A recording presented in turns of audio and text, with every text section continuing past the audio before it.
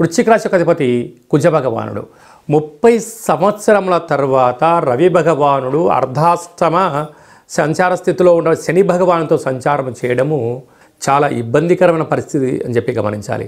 ఎందుకనగా ఈ మాసం ఆఖరిలో శని భగవానుడు మీనరాశిలోకి వెళ్ళిపోతున్నాడు. మరి వారిద్దరు మళ్ళీ కలవాలి అంటే 30 సంవత్సరంలో పడుతుంది.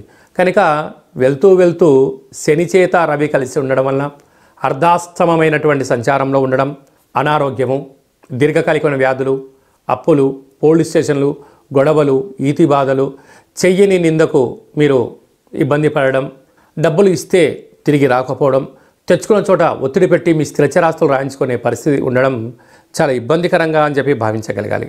అలాగనే సంతాన స్థానంలో 3 గ్రహాల సంచార స్థితి, బుధుడు, శుక్రుడు, రాహు సంచార స్థితి, సప్తమంలో దేవగురు బృహస్పతి శత్రు సంతాన స్థితి, అష్టమంలో కుజుడు.